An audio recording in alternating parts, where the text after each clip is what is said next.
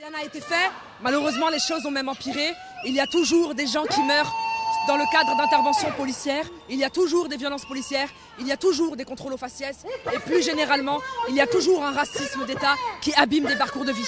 Ces images ne datent pas des manifs de ces derniers jours qui demandaient justice pour George Floyd, pour Adama Traoré et pour toutes les victimes de violences policières. Elles datent de 2015 et elles ont été tournées lors de cette marche, la marche pour la dignité, filmée ici par Révolution Permanente. On voulait que ce soit l'occasion de valoriser, de porter ce sujet-là sur le devant de la scène. Il y a énormément de familles de victimes de crimes policiers qui nous ont rejoints parce que c'est un combat qu'elles partagent et parce que pour beaucoup d'entre elles, elles sont encore en train de lutter pour obtenir justice. Aujourd'hui, Assa Traoré est enfin invité sur les plateaux télé. On y parle des violences de la police, on y questionne le racisme. C'est même enfin devenu un débat national, mais ce débat, il a fallu l'imposer. Et rien que ça a demandé des années de lutte et beaucoup d'énergie militante, comme celle déployée par exemple par Siam Asbag. Les familles de victimes n'ont certes pas encore obtenu justice, mais cette sphère militante autonome des partis politiques a au moins imposé ses combats, ses mots, sur les plateaux, dans les partis, et c'est là-dessus qu'on va revenir aujourd'hui.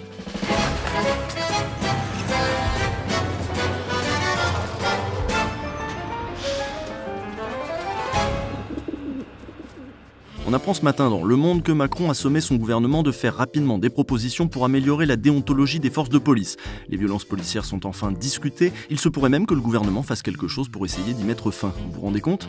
C'est d'autant plus surprenant que jusque-là, chacun s'évertue à ce qu'on ne puisse même pas prononcer l'expression violence policière. Sur Twitter, Ulysse, un utilisateur du réseau, a fait il y a peu un montage éloquent. Je récuse le terme de violence policière. Je tiens à le dire, il n'y a pas de violence policière en France. Il n'y a pas de violence policière. Non, il n'y a pas de violence policière. Je récuse totalement ce terme de violence policière. Moi, je me refuse à parler de violence policière. Moi, je ne parle pas du terme de violence policière parce que j'ai totalement confiance dans la police et dans l'institution policière. Je trouve assez insupportable quand on entend répression policière, quand on entend violence policière. Circuler, il n'y a rien à voir. Et pourtant, la mort aux États-Unis de George Floyd a fini par rendre ce débat indispensable en France. C'est en tout cas ce que nous dit le récit médiatique. Ce qui se passe là-bas aurait inspiré une jeunesse influençable et des militants trop heureux de sauter sur l'occasion pour faire des amalgames. Dès lors, les éditorialistes et les responsables politiques vont se démener pour nous expliquer que les États-Unis, ça n'est pas la France, que les deux situations n'ont rien à voir. Il y a quelque chose qui ne va pas dans ce parallélisme qui est forcé entre ce qui s'est passé aux États-Unis et ce qui s'est passé en France entre Floyd et Traoré. D'abord, ce qui ne va pas, c'est qu'aujourd'hui, dans le monde où on vit, toute bavure n'est plus considérée comme une injustice faite à une victime, mais est considérée comme un tort fait à une communauté. Ce qui ne va pas aussi, c'est de partir du principe qu'Adama serait mort en raison de la couleur de sa peau. Ce discours selon lequel en France la police ne voit pas les couleurs aurait pu passer. Seulement le caractère raciste du contrôle social exercé par la police républicaine en France est documenté depuis longtemps. Certes, on a appris il y a quelques jours seulement sur Street Press l'existence d'un groupe Facebook de flics rempli de commentaires racistes. Certes, c'est il y a peu que Mediapart et Arte Radio ont rendu audible ce que se disait entre eux des flics de Rouen, enregistrement à l'appui. Ce pays mérite une guerre civile raciale bien sale, il faut qu'il crève ces chiens. Il reste quelques années avant l'effondrement. De toute façon, la guerre raciale est inévitable. Ça, c'est clair et net. C'est juste une question de temps. Bon sinon ça y est, je viens d'effectuer le paiement pour mon fusil d'assaut. Et puis il y avait eu l'affaire de l'île Saint-Denis, révélée cette fois par Taha Bouafs, c'était fin avril. C'est pas nager, comme ça, lâche pas. Ça va être cool, t'aurais dû accrocher un boulet au pied. Mais à l'époque le déni persistait, c'était des cas isolés, toujours très isolés. Il ne fallait pas poser la question du racisme dans la police. Vous connaissez la chanson, il y a du racisme en France, pas plus dans la police qu'ailleurs. Or, le mardi 2 juin et le samedi 6, de grandes manifestations ont eu lieu partout en France pour dénoncer ce racisme, cette police et cet État qui ne fait rien pour tenir ses flics.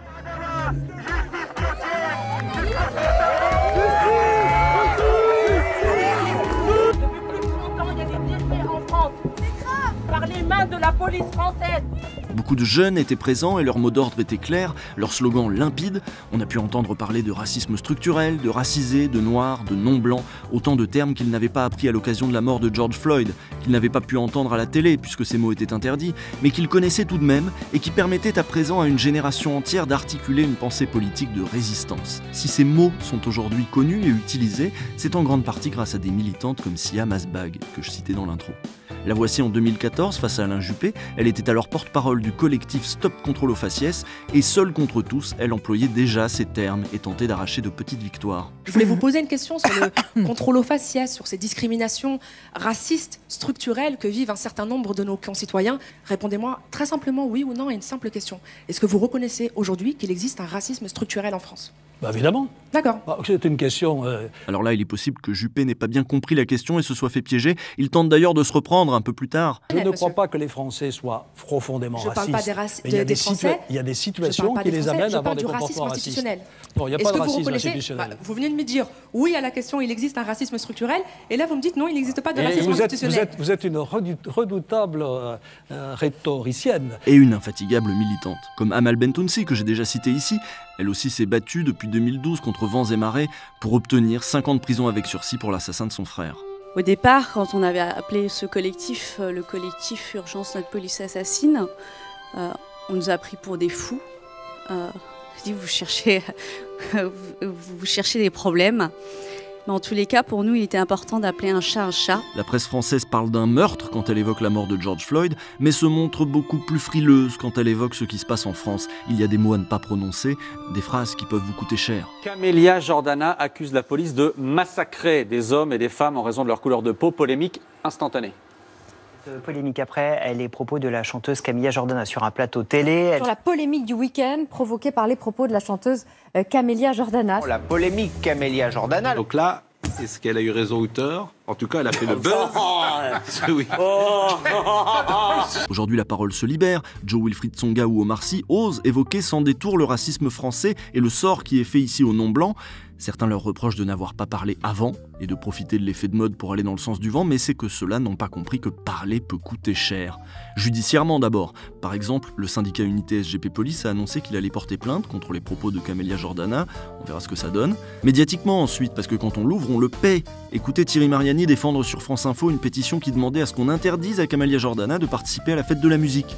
Et insulter la police comme ça, en expliquant qu'elle massacre les Français, et puis après l'inviter sur le service public, c'est quand même, excusez-moi, un affront pour tous les policiers. Quand les racisés l'ouvrent sur ces sujets sensibles, ils le payent cher. Et c'est ça aussi le racisme structurel. Ils le payent plus cher que les autres, car ils sont toujours suspects de sécession communautariste. Suite à l'intervention de Siam Asbag face à Juppé, celle-ci a été qualifiée par Bruno Roger Petit de militante communautariste. Une étiquette qui pèse lourd et qui est construite pour faire de vous quelqu'un de sulfureux, qu'on invitera beaucoup moins sur les plateaux. Vont d'ailleurs être qualifiés de communautaristes toutes celles et tous ceux qui défendent un antiracisme politique porté par les victimes du racisme. On les accusera alors de souhaiter pour la France un modèle à l'américaine et de plaquer sur notre beau pays universaliste des grilles de lecture qui ne seraient pertinentes que pour les États-Unis. Mais si on se tourne outre-Atlantique, c'est parce que ici, l'histoire de nos luttes a été spoliée. On ne la connaît pas. Je veux dire, ce n'est pas normal que quelqu'un comme moi, je suis de la génération 86, découvre la marche pour l'égalité et contre le racisme, découvre les merveilleux combats qui ont été menés par nos aînés sur la double peine, sur les violences policières depuis des années déjà, sur les droits des travailleurs maghrébins et d'Afrique subsaharienne, etc.